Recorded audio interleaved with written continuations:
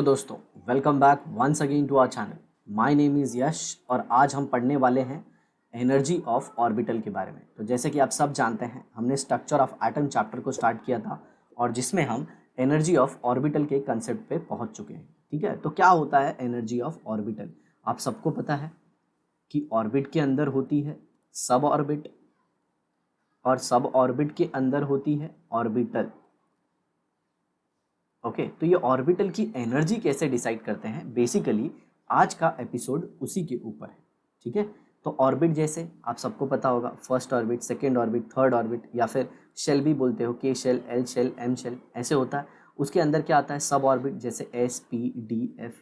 S orbit, S सब orbit के अंदर एक ही ऑर्बिटल होती है। पी सब ऑर्बिट के अंदर तीन तीन ऑर्बिटल होती है। कौन कौन सी? P x, p y, p z. D के अंदर 5 होती है और एफ के अंदर 7 होती है। ये सब हम पढ़ चुके हैं अपने पिछले क्लासेस में। चलिए देखते हैं। The energy of an electron in the hydrogen atom और hydrogen like species is determined by principal quantum number alone. अब देखिए यहाँ पे इसका मतलब क्या है। हाइड्रोजन और हाइड्रोजन लाइक एटम मतलब क्या है? मतलब जिसमें सिर्फ एक इलेक्ट्रॉन है, जिसमें सिर्फ क्या है? एक इलेक्ट्रॉन। जैसे इधर देखिए, लिथियम, आप सबको पता है हाइड्रोजन होता है, हीलियम होता है, लिथियम होता है, बेरिलियम होता है, बेरॉन होता है। अब इनमें अगर नंबर ऑफ इलेक्ट्रॉन देखें तो इसमें 1, इसमें 2, इसमें 3, इसमें 4 और इसमें 5। जी हाँ, उसके एटॉमिक नंबर के इतना ही इलेक्ट्रॉन होता है। तो जो एनर्जी ऑफ ऑर्बिटल है, hydrogen and hydrogen like species, तो हाइड्रोजन लाइक स्पीशीज मतलब एक इलेक्ट्रॉन। तो लिथियम में 3 इलेक्ट्रॉन होते हैं, तो लिथियम +2 ले लीजिए। +2 मतलब उसके 2 इलेक्ट्रॉन निकल चुके हैं, तो कितना बचा? 1। ऐसे ही अगर आपको हीलियम लेना होगा तो हीलियम +1।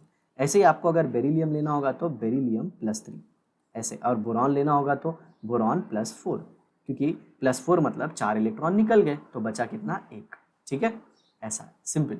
मतलब एक इलेक्ट्रॉन जिनके अंदर है उनकी एनर्जी प्रिंसिपल क्वांटम नंबर से डिसाइड होती है। जैसे अगर प्रिंसिपल क्वांटम नंबर जिसे हम n से रिप्रेजेंट करते हैं, अगर n की वैल्यू 1 है और n की वैल्यू 2 है, तो no doubt principal quantum number 1 से ज़्यादा एनर्जी किसकी होती है? 2 की होती है। तो जिस ऑर्बिटल का n का वैल्यू 2 होगा उसकी एनर्जी ज़्यादा होगी। ओके, चलिए देखते हैं अब अपना theoretical part. This is because the only interaction in the species is the attraction between electron and nucleus. अब ऐसा क्यों बताया गया? क्योंकि एक ही इलेक्ट्रॉन है, तो उसके अंदर इलेक्ट्रॉन इलेक्ट्रॉन का रिपल्शन तो होगा ही नहीं, सिर्फ एक ही चीज़ है उसके अंदर, और वो क्या है? न्यूक्लियस और इलेक्ट्रॉन के बीच का अट्रैक्शन। बाकी तो कुछ है ही नहीं। आ रहा है समझ में? तो सिंपल सी बात है, न्यूक्लियस का जो अट्रैक्टिव फोर्स है वही काम कर रहा है इलेक्ट्रॉन के ऊपर, और बाकी तो कुछ है ही नहीं। क्योंकि बाकी मल्टी इलेक्ट्रॉनिक सिस्टम की अगर आप बात करते हो जिसमें एक से ज़्यादा इलेक्ट्रॉन होते हैं, उसमें तो कैसा इलेक्ट्रॉन इलेक्ट्रॉन के बीच में रिपल्शन होता रहता है, न्यूक्लियस और इलेक्ट्रॉन के बीच अट्रैक्शन होता है। किसी इलेक्ट्रॉन को ज़्यादा अट्रैक्शन होता है, किसी इलेक्ट्रॉन को कम अट्रैक्शन होता है, किसी इलेक्ट्रॉन को इलेक्ट्रॉन का रिपल्शन ज़्यादा होता है, किसी को कम होता है। तो मल्टी इलेक्ट्रॉनिक सिस्टम तो एकदम अलग है। लेकिन अगर hydrogen and hydrogen like species की बात करते हैं तो प्रिंसिपल क्वांटम नंबर ज़्यादा तो एनर्जी ज़्यादा, और प्रिंसिपल क्वांटम नंबर सेम तो एनर्जी सेम। जैसे यहाँ पे देखिए 1s, इसमें 1 क्या है? Quantum number, principal quantum number. 2 क्या है? Quantum number, principal quantum number. तो देखिए 2s 2p की एनर्जी सेम। क्यों? इसका प्रिंसिपल क्वांटम नंबर भी 2, इसका भी 2, इसका प्रिंसिपल क्वांटम नंबर 3 3 3, तो देखिए तीनों की एनर्जी सेम है। फिर 4 आया तो 4 की एनर्जी 3 से ज़्यादा, और फिर उसके बाद 4 से ज़्यादा किसकी होगी? 5 की। Of course the shape of the concerned s p d f orbital are different as described earlier. मतलब हमें पता है कि एस पी और डी और एफ ऑर्बिटल का जो शेप होता है वो अलग अलग होता है, और इसे हमने पहले भी पढ़ लिया है। ठीक है, the orbital with the same energy and the corresponding wave function being different are called degenerated orbital. देखो इसको समझाना काफ़ी ज़रूरी है।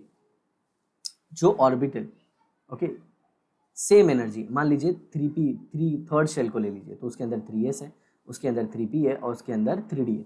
तो 3s के अंदर एक ही ऑर्बिटल होगी, p के अंदर तो 3 होगी और d के अंदर 5 होगी, लेकिन सबकी एनर्जी क्या होगी? सेम होगी।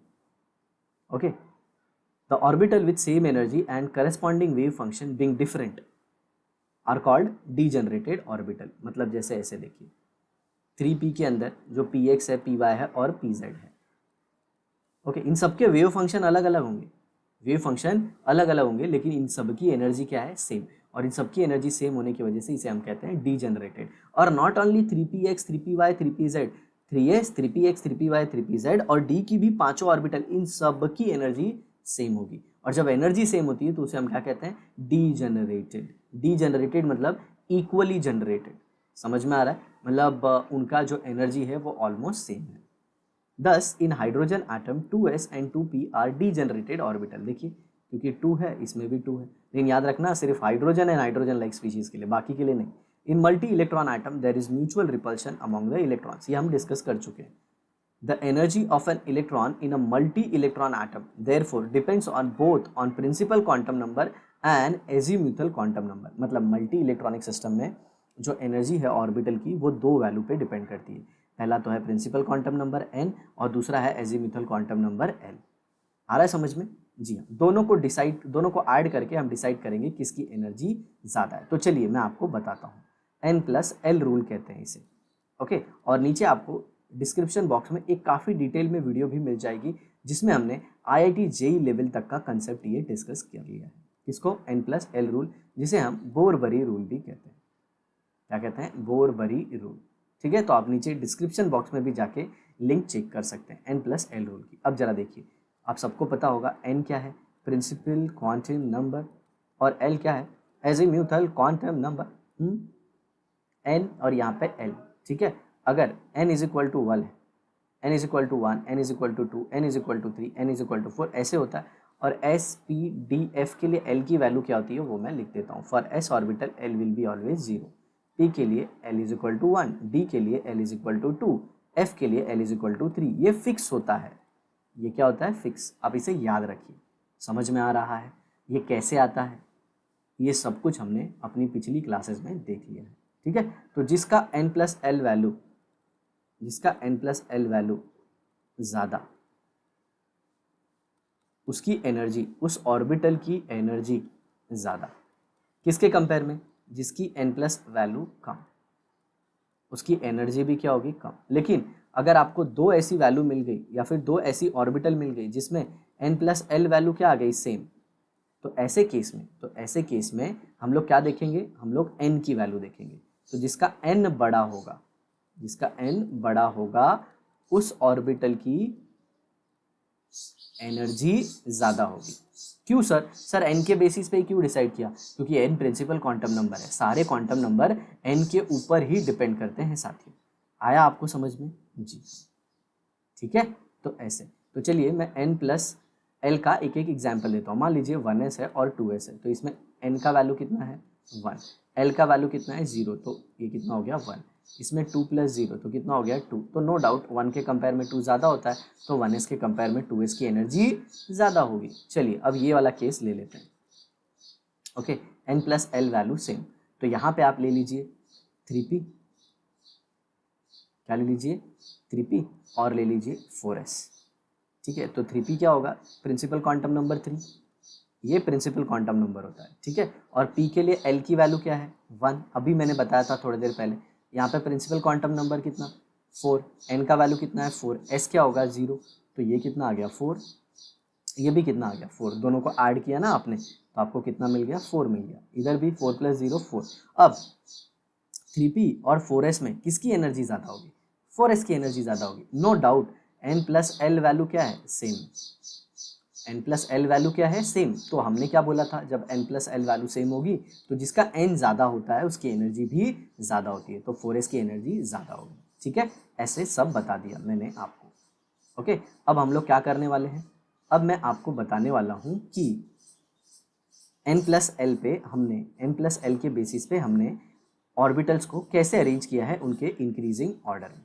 ठीक है, तो देखिए यहाँ पे, ये देखिए, ये पूरा इंक्रीजिंग ऑर्डर में अरेंज हो गया है, ऐसे पूरा समझ में आया आपको। और ये देखिए नीचे टेबल भी दे दिया गया है, ये टेबल भी आप चेक कर सकते हैं। ठीक है, ये देखिए पूरा टेबल दिया गया है, ये सब कुछ मैंने आपको इन शॉर्ट बता दिया। और आपको डिटेल में देखना है तो आप हमारी डिस्क्रिप्शन बॉक्स की वीडियो देख सकते हैं। In multi electron atom, electron occupy different orbital, the lowest total electronic energy corresponds to most stable, that is the ground state of an atom. मतलब मल्टी इलेक्ट्रॉनिक एटम की अगर आप बात करते हो तो इलेक्ट्रॉन अलग अलग ऑर्बिटल में होते हैं। जैसे मैं नाइट्रोजन की बात कर लूँ, नाइट्रोजन अगर 7 है तो 1s2, 2s2, 2p3, देखो ना अलग अलग ऑर्बिटल में, 1s में है, 2s में है, और 2p की 2px में है, 2py और 2pz में। समझ में आ रहा है? तो यहाँ पे बताया गया है कि the lowest total electronic energy corresponds to most stable, that is ground state of the atom. The orbital wise distribution of electron in the ground state can be understood from what is Aufbau principle. मतलब जैसे अगर मैं बात करूं तो जैसे ऐसे nitrogen atom है, नाइट्रोजन आइटम, तो इसमें इलेक्ट्रॉन को 1s, 2s और 2p में क्यों रखा गया? मतलब पहले 1s में क्यों गया, फिर 2s में क्यों गया, फिर 2p में क्यों गया? ऐसे ही क्यों नहीं लिख दिया 5s2, फिर 5p6, फिर उसके बाद 5s5, ऐसे डायरेक्टली क्यों नहीं लिख दिया? ओके, तो उसके पीछे जो रीज़न है वो ये है कि इलेक्ट्रॉन जो होता है वो पहले लोअर एनर्जी ऑर्बिटल में जाता है। पहले किस में जाता है? लोअर एनर्जी ऑर्बिटल में। क्यों? क्योंकि लोअर एनर्जी ऑर्बिटल में जब जाएगा तो इलेक्ट्रॉन जाने के बाद एनर्जी को बढ़ाएगा। तो सिंपल सी बात है, मैंने आपको केमिस्ट्री में स्टार्टिंग में ही बताया था कि एनर्जी जिसकी ज़्यादा उसकी स्टेबिलिटी कम। तो इलेक्ट्रॉन पहले कहाँ पे जाना चाहेगा? उस ऑर्बिटल में जिसकी एनर्जी कम है। और अगर इलेक्ट्रॉन उस पर्टिकुलर ऑर्बिटल में चला गया जिसकी एनर्जी ऑलरेडी ज़्यादा है, तो एनर्जी ऑर्बिटल की भी ज़्यादा, इलेक्ट्रॉन की भी ज़्यादा, सिस्टम अनस्टेबल। आ रहा है समझ में? और ये जो कुछ भी मैंने अभी आपको बताया, ये एक रूल है या फिर एक प्रिंसिपल आप कह सकते हो, जिसे हम कहते हैं ऑफ वॉ प्रिंसिपल। हालांकि रूल और प्रिंसिपल में काफ़ी ज़्यादा डिफरेंस होता है, बट मैं कहूँगा आप प्रिंसिपल ही बोलो। तो ऑफ वॉ समझ में आया? ऑफ वॉ किसी साइंटिस्ट का नाम नहीं है। ऑफ वॉ मतलब होता है बिल्डिंग अप, और एक जर्मन शब्द है ये। ओके, बिल्डिंग अप मतलब कैसे हम बिल्डिंग बनाते हैं, पहले बेस, फिर फर्स्ट फ्लोर, फिर सेकंड फ्लोर, फिर ऐसे हम जाते हैं ना, वैसे ही एटम का बिल्डिंग अप कैसे करते हैं? पहले इलेक्ट्रॉन लोअर एनर्जी ऑर्बिटल में जाता है और फिर किस में जाता है? Higher energy. और इस कंसेप्ट को भी, ऑफ वॉ को भी अगर आपको बहुत डिटेल में जानना है तो इसकी लिंक डिस्क्रिप्शन बॉक्स में हमने डाली है, क्योंकि हम साइमल्टेनियसली IIT, JEE और नीट जैसी परीक्षाओं की भी वीडियो बनाते हैं। तो अगर ये कंसेप्ट वहाँ पे हो गया है तो उसकी लिंक हम डिस्क्रिप्शन बॉक्स में दे देते हैं, ताकि कुछ बच्चे जो स्टेट बोर्ड के हैं बट वो इंटरेस्टेड है एंट्रेंस में, तो वो अपने कंसेप्ट को बढ़ा सके। नो डाउट स्टेट लेवल के कंपेयर में नीट और JEE का लेवल काफ़ी अच्छा होता है। ठीक है, तो चलिए देखते हैं ऑफ वॉ प्रिंसिपल या फिर building up rule. Building up principle. The building up orbital means filling up of the orbital with electron in the ground state of the atom. Ground state of the atom मतलब क्या? Ground state of the atom मतलब क्या? Electron जो है वो lower energy orbital में होगा। किसमें होगा? लोअर एनर्जी ऑर्बिटल में। ठीक है, now the Aufbau principle is based on first increasing order of energy orbital, second Pauli's exclusion principle, and third Hund's rule of maximum multiplicity. मतलब जो of Waugh principal है वो ये तीनों चीज़ों को फॉलो करता है। सबसे पहले क्या है कि इलेक्ट्रॉन पहले किस में आएगा? लोअर एनर्जी ऑर्बिटल में। फिर इलेक्ट्रॉन को भरा कैसे जाएगा ये डिसाइड कौन करेगा? पॉलीज एक्सक्लूजन प्रिंसिपल और हंट्स रूल। अब ये दोनों क्या होते हैं ये तो हम आगे पढ़ेंगे, बट पहला वाला हम देख लेते हैं, एनर्जी वाला। कौन सा? एनर्जी वाला। तो देखिए ये एक एरो टाइप सिस्टम बना दिया गया है। तो 1s की एनर्जी सबसे कम, फिर 1s से इलेक्ट्रॉन किस में जाएगा? 2s में, फिर 2s से किस में जाएगा? 2p में, फिर 2p से किस में जाएगा? 3s में, फिर 3s के बाद किस में जाएगा? 3p में। ऐसे ये ऑर्डर आपको फॉलो करना है। ये पॉइंटेड पोर्शन जिधर जा रहा है ना वही फॉलो करना है, वही। तो इसके बाद 2s के बाद 2p, फिर 2p के बाद 3s, फिर 3s के बाद 3p, फिर 3p के बाद 4s, 4s के बाद फिर 3d। क्योंकि जरा देखो यहाँ पे 4s का n+l कितना होगा? 4 + 0 और कितना आएगा? 4। और 3d का n+l देखोगे तो 3 + d का कितना हो जाएगा? d का l का वैल्यू 2, तो ये कितना हो गया? 5। तो नो डाउट d ऑर्बिटल की एनर्जी ज़्यादा है और 3d की एनर्जी ज़्यादा है और 4s की एनर्जी कम है। तो इलेक्ट्रॉन पहले कहाँ पे आएगा? 4s में आएगा। पहले कहाँ पे आएगा? 4s में आएगा। ठीक है, तो इसकी बिल्कुल चिंता मत कीजिए। आपको एकदम डिटेल में जानना है तो आप हमारे डिस्क्रिप्शन बॉक्स की ऑफ वॉ प्रिंसिपल की वीडियो, n+l बोरबरी की वीडियो डिटेल में देखिए, जो बच्चे एंट्रेंस के लिए प्रिपेयर कर रहे हैं। बाकी लोग का तो यहीं से हो जाएगा। ठीक है, चलिए आगे देखते हैं। The increasing order of energy of orbital as seen in section 4.7.4. The increasing order of energy of orbital is decided by n+l value.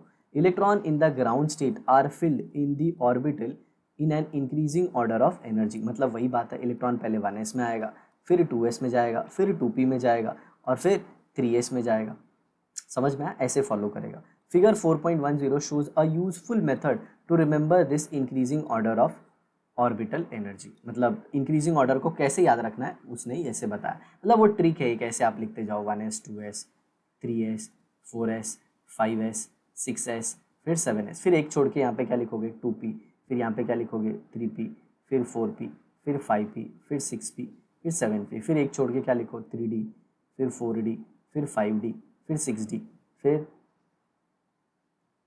7d, ऐसे तो होता नहीं, फिर ऐसे कट करते जाओ, सिंपल ऐसे कट करते जाओ, आपको इजीली मिल जाएगा ऐसे, ठीक है। 4d के बाद यहाँ पे 4f भी आएगा ऐसे, तो ऐसे आपको इजीली आ जाएगा, ठीक है। अब हम आ जाते हैं Pauli's exclusion principal. Okay, Pauli's exclusion principal भी बहुत इंपॉर्टेंट रूल है जब आप इलेक्ट्रॉन को भरते हो, और इसके ऊपर भी बाकायदा हमने काफ़ी अच्छी वीडियो अपने जेई और नीट वाले बच्चों के लिए बनाया है, तो उसे भी आप देख सकते हो। तो देखिए यहाँ पे the capacity of an orbital to accommodate electron is decided by Pauli's exclusion principle. जरा देखिए मैं आपको वापस बताता हूँ, यहाँ पे ध्यान से सुनना मेरी बातों को। यहाँ पे जब आप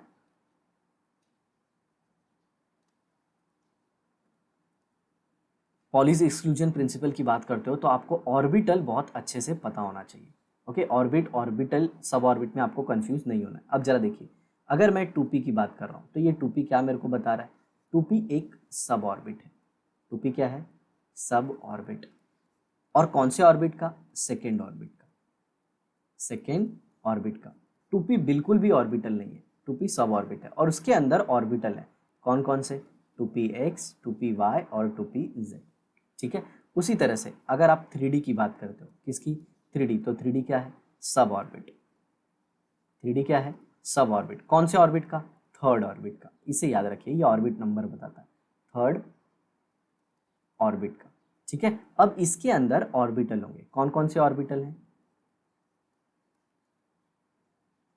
3d xy, 3d yz, 3d zx, 3d x square minus y square, 3d z square, ये सारे ऑर्बिटल हैं। आ रहा है समझ में, ये सारे क्या है, ऑर्बिटल। ऐसे ही 4f में अगर आप बात करोगे तो 4f क्या है, सब ऑर्बिट है, 4f क्या है, सब ऑर्बिट, कौन से ऑर्बिट की, फोर्थ ऑर्बिट की। इसके अंदर ऑर्बिटल कितने, 7, कितने, 7। अब जो मैं बताने वाला हूं वो बहुत इंपॉर्टेंट है। अरे सर आपने कितना सारा बना दिया, ओके, 3 3 6 और ये 7, आ गया समझ में, क्या हो गया, ये 7 ऑर्बिटल।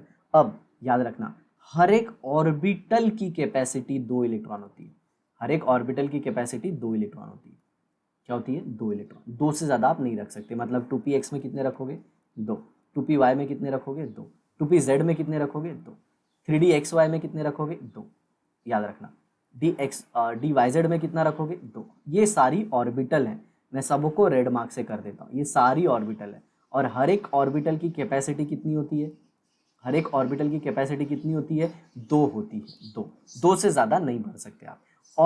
और इलेक्ट्रॉन को भरते वक्त भी जब डब्बे में आप देखोगे हंस रूल, तो दोनों का सेम स्पिन नहीं रखना है, ऐसे नहीं रखना है और ऐसे नहीं रखना है। आ रहा है समझ में, आ रहा है समझ में। अगर आप चाहते हो कि ऐसा क्यों है कि 2 ही इलेक्ट्रॉन एक ऑर्बिटल की कैपेसिटी है, तो आप हमारी एंट्रेंस वाली सेक्शन की वीडियो ज़रूर देखिए, उसमें काफ़ी डिटेल में ये सब कुछ बताया गया है। अब कुछ लोग ऐसे भी सोच रहे होंगे कि सर आप इतना क्यों बोल रहे हो एंट्रेंस वाला वीडियो देखने के लिए, क्योंकि बच्चा उसमें सब कुछ बहुत डिटेल में दिया गया है। होता क्या है, स्टेट बोर्ड में आधी अधूरी चीज़ें हमें बतानी होती है, क्योंकि कैसा है, उसका जब डेप्थ में हम जाएंगे तो डिटेल एक्सप्लेनेशन चाहिए, और डिटेल एक्सप्लेनेशन तो एंट्रेंस में ही पूछा जाता है, ठीक है। तो आपने आज क्या सीखा, पॉली का क्या कहना था कि हर एक ऑर्बिटल की मैक्सिमम कैपेसिटी 2 ही होती है, किसी ऑर्बिटल में 2 से ज़्यादा इलेक्ट्रॉन नहीं हो सकता, क्योंकि अगर 2 से ज़्यादा इलेक्ट्रॉन होगा तो उसके क्वांटम नंबर क्या हो जाएंगे, सेम हो जाएंगे, क्वांटम नंबर क्या हो जाएंगे, सेम हो जाएंगे, ठीक है। चलिए आगे देखते हैं। तो ये poly exclusion principle, okay. Exclusion मतलब क्या, एक्सक्लूड करना, क्या करना, एक्सक्लूड करना, मतलब छोड़ के। जैसे कि यू ऑल आर इनवाइटेड, मतलब Rohan Sohan Mohan, you all are invited in my birthday party except Sneha, मतलब रोहन मोहन सोहन तीनों मेरी बर्थडे पार्टी में आएंगे लेकिन स्नेहा नहीं आएगी, तो स्नेहा को मैंने क्या कर दिया, एक्सक्लूड कर दिया। तो वैसे ही ये पॉली का जो प्रिंसिपल है ना, ये 2 इलेक्ट्रॉन, मतलब 2 इलेक्ट्रॉन या फिर एक से भी ज़्यादा इलेक्ट्रॉन के क्वांटम नंबर के सेम होने के चांस को एक्सक्लूड करता है। मतलब ये कहता है कि एक एटम के अंदर किसी भी दो इलेक्ट्रॉन का चारों क्वांटम नंबर सेम नहीं हो सकता, चारों क्वांटम नंबर सेम नहीं हो सकता। आ रहा है समझ में? ऐसा है, और इसे डिटेल में मैंने एक्सप्लेन कर दिया है अपनी एंट्रेंस वाली वीडियो में। तो देखिए यहाँ पे, Wolfgang Pauli recognize that no two electron in an atom can have same set of 4 quantum numbers, ठीक है।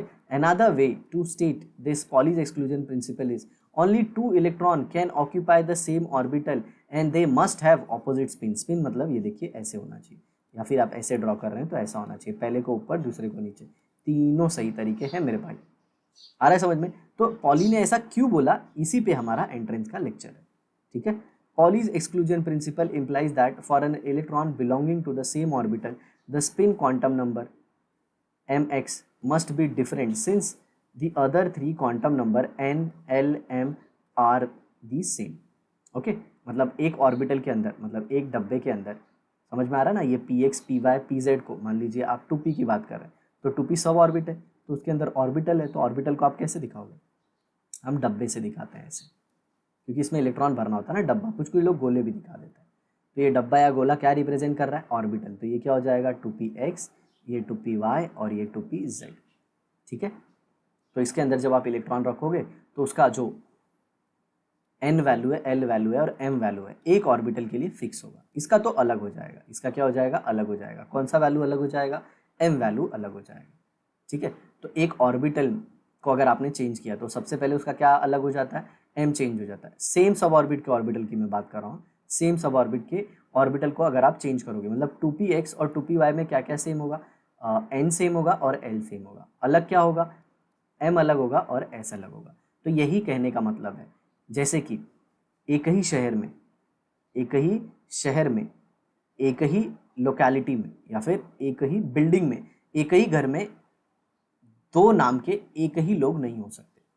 समझ में आ रहा है? समझ में आ रहा है? मतलब दो डुप्लीकेट, मतलब दो एक जैसे, जैसे कि मैं यश हूँ, तो यश इस प्लैनेट पे एक ही है, यश जैसा कोई दूसरा नहीं है। आ रहा है समझ में? तो ऐसा है। तो मुंबई एक शहर है, मुंबई में एक लोकेलिटी है, मान लीजिए अंधेरी, तो अंधेरी में एक बिल्डिंग है, एक बिल्डिंग है, तो उस बिल्डिंग में कौन रहता है? यश रहता है। तो मुंबई शहर में, अंधेरी में, उस बिल्डिंग में यश नाम के दो लोग नहीं हो सकते। यही कहना है पॉली का। आया समझ में? जी, ऐसी बात, ठीक है। तो अगर आप एस को भी सेम रख दोगे, मतलब ऐसे रख दोगे, तब तो चारों सेम हो जाएगा। चलिए मैं एक शॉर्ट में एग्जाम्पल ही दे देता हूँ। मतलब जैसे मान लीजिए मैंने ले लिया बोरॉन ले लिया, ठीक है। तो बोरॉन का इलेक्ट्रॉनिक कॉन्फ़िगरेशन क्या होता है? 1s2 2s2, या फिर सिंपल ना हम लोग ये ले लेते हैं, हीलियम ले लेते हैं। क्या ले लेते हैं? हीलियम। तो ये 1s2 हो गया। हीलियम का कितना इलेक्ट्रॉन है? 2 इलेक्ट्रॉन है, ठीक है। अब जरा देखिए यहाँ पे, तो हीलियम के 2 इलेक्ट्रॉन के लिए हम चारों क्वांटम नंबर की वैल्यू लिखते हैं, n, l, m और ये s। इसको डब्बे में मैं रिप्रेजेंट करता हूँ ऐसे, ऑपोजिट स्पिन में रख दिया मैंने। अब जरा देखिए, इसके लिए n की वैल्यू कितनी है? 1 है। s ऑर्बिटल के लिए l की वैल्यू क्या होती है? 0, ये आपने देखा ही है। और जब l 0 तो m भी क्या हो जाएगा? 0। और ये इलेक्ट्रॉन का पहले वाले का, इसको हम क्लॉकवाइज मानेंगे, इसको एंटी क्लॉकवाइज। ऐसा कोई ऐसा बोलते हैं ना स्टैंडर्ड एनालॉग नहीं है कि आप इसको क्लॉकवाइज मानो और इसको एंटी क्लॉकवाइज। ये एंटी क्लॉकवाइज हो सकता है, ये क्लॉकवाइज हो सकता है। समझ में आ रहा है? ये एक कन्वेंशन चले आ रहा है पुराने ज़माने से, ठीक है। तो पहले वाले की स्पिन को मैं प्लस हाफ ले लेता हूँ, दूसरे वाले का, दूसरे वाला इलेक्ट्रॉन, उसके लिए भी n की वैल्यू, ये फर्स्ट इलेक्ट्रॉन है, ये फर्स्ट इलेक्ट्रॉन है, ये कौन सा है? Second electron. तो उसके लिए n की वैल्यू कितनी है? 1। l की वैल्यू क्या होगी? 0, नो डाउट। अब m की वैल्यू भी क्या होगी? 0 होगी, ठीक है। बट अब s की वैल्यू क्या होगी? Minus half. क्या होगी? Minus half. ऐसा क्यों? सिंपल सी बात है, जो इलेक्ट्रॉन है उसका स्पिन ऑपोजिट है, बट अगर सेम स्पिन कर देते तो ये प्लस हाफ हो जाता, तो ये भी क्या हो जाता? Plus half. और देखो ना, ये तीनों तो सेम ही है, यही दो अलग थे ना, जो रेड में मैं कर रहा हूँ वही तो अलग थे। और अगर उनको भी ऐसे कर दोगे, कैसे?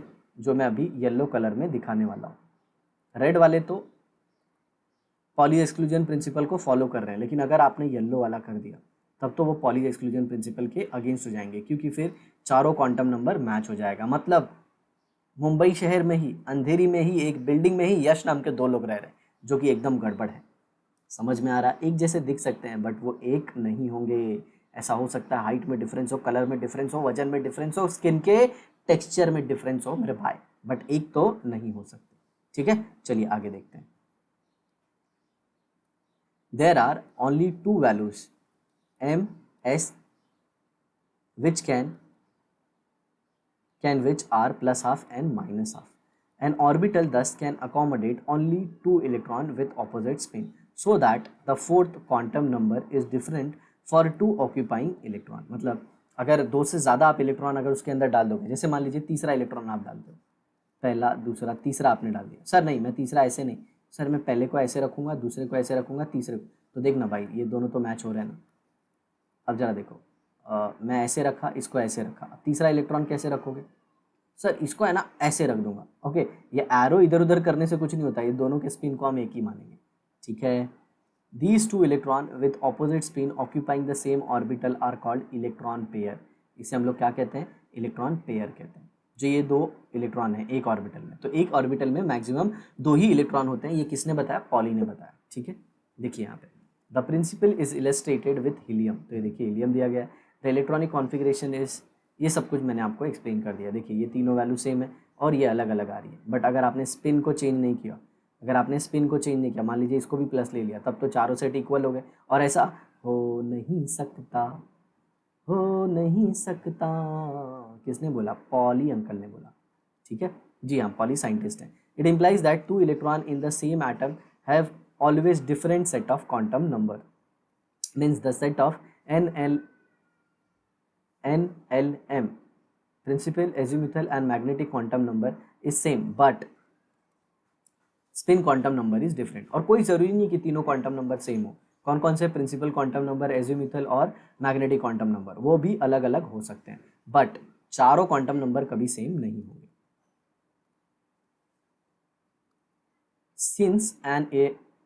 Since an orbital can accommodate up to 2 electron only, the capacity of a shell with the principal quantum number n to accommodate electron is given by 2n square formula। तो यहीं से फॉर्मूला आया 2n square। जैसे आप school में पढ़ते थे k shell की कैपेसिटी, तो k फर्स्ट ऑर्बिट है, n का वैल्यू कितना है 1 है ना, तो क्या आ जाएगा 2 इंटू 1 का स्क्वायर, तो क्या आ गया 2 आ गया। अब जरा देखिए l क्या है, L मतलब सेकेंड शेल है, और सेकेंड शेल में क्या आता है 2s और 2p, तो 2s के अंदर कितना इलेक्ट्रॉन 2, 2p के अंदर कितना 6, कैसे 2px है, 2py है, 2pz है, सब में दो दो दोगे तो टोटल कितने इलेक्ट्रॉन हो गए सेकेंड में 8 हो गए। तो फॉर्मूला 2 इंटू 2 का स्क्वायर इज इक्वल टू 8। तो ये ऑर्बिटल के कंसेप्ट से ये फॉर्मूला आया समझ में। चलिए m का भी बता देते हैं। अगर m है तो 3s है, 3p है और 3d है, तो 3s के अंदर तो 2 ही होगा, लेकिन 3p के अंदर कितना होगा px, py, pz, तो इसमें तो हर एक में 2 2 होगा, तो 6 हो जाएगा। ऐसे ही डी में कितने होंगे 5 होंगे, ये मैं आपको अभी बता चुका हूँ, और हर एक का कितना 2 2 मतलब 10, तो 10 6 16, 16 और 2 18। समझ में आ रहा है, m में कितने इलेक्ट्रॉन हो जाएंगे 18 इलेक्ट्रॉन हो जाएंगे। कैसे 2 इंटू n कितना है थर्ड है, m मतलब कितना, m शेल के लिए ऑर्बिट का नंबर क्या है थर्ड ऑर्बिट है, तो 2 का स्क्वायर, 2 इंटू 3 का स्क्वायर, तो 2 into 9 that comes out to be 80। ओ सर मतलब ये इधर से आया क्या, स्कूल में हम लोग को ऐसा सिखाते थे क्या, जी हाँ ये यहाँ से आया था, बट स्कूल में जितना भी आपको बताया गया था वो सब कुछ सही था। ठीक है, तो आई थिंक आज के लिए इतना सफिशिएंट हुआ।